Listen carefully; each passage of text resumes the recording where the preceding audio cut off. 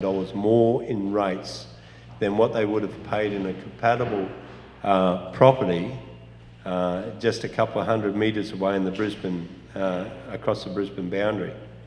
So you've got to look at the impact of that $25,000 extra a year over the period of their life of their thing. That's $25,000 extra product they've got to sell to make ends meet.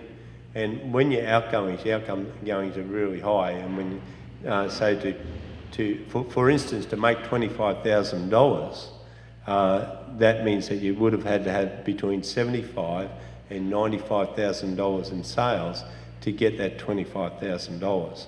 So you look at the cost of what your outgoing is, you need 3 times that to actually make it. So there's a lot of cost comparison in there, and I will be addressing the commercial rate of property in Ipswich, yes. Gary, I was told by a local freight company that they were given free rates for X amount of years to move their operation to Ipswich, yet they don't spend any money in Ipswich to run their operation. Would that be something you'd be looking at to continue?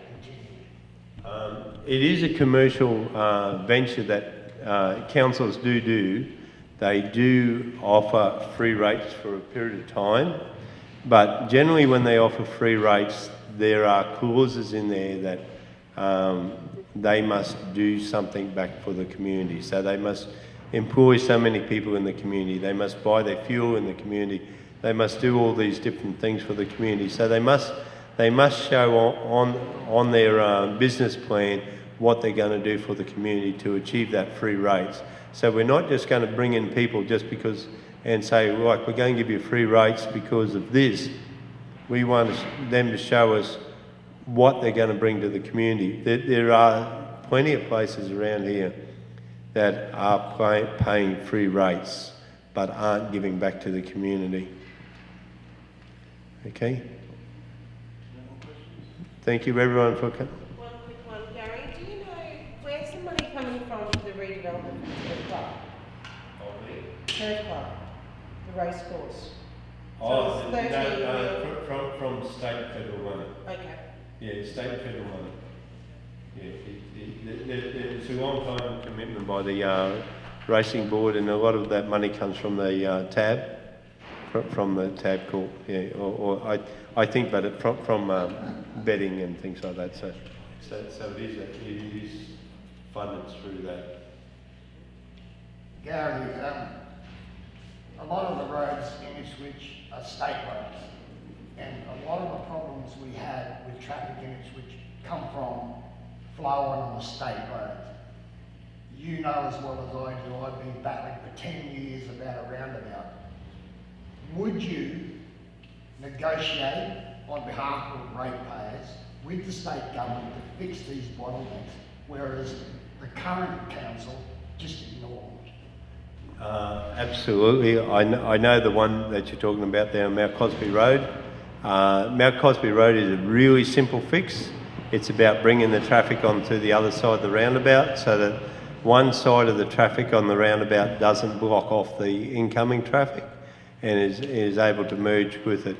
At the moment we have traffic coming on the roundabout that has right of way over all other traffic on the roundabout, and it banks that traffic back up for I think nearly 3 kilometres every morning and every afternoon. It's no different. You can have one car coming on the roundabout and it can stop 100 cars coming on that roundabout, and that's absolutely stupid setup.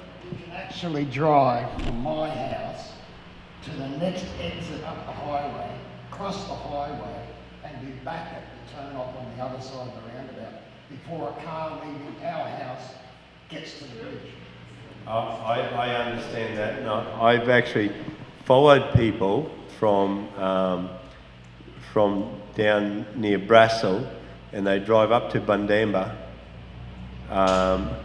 and go in from Bundamba onto the road and go down to the roundabout to get across the road. It's quicker for them to do that than to actually drive a couple of k's down that road. I'd like to thank everyone for coming, and thank you. And Gary, just before you finish, we've seen a propensity for the planning in suburbs to have very, very narrow streets. The town planning has reduced the size of allotments. I think we're down to 450 metres squared now. Is the 330. 330? That's even worse.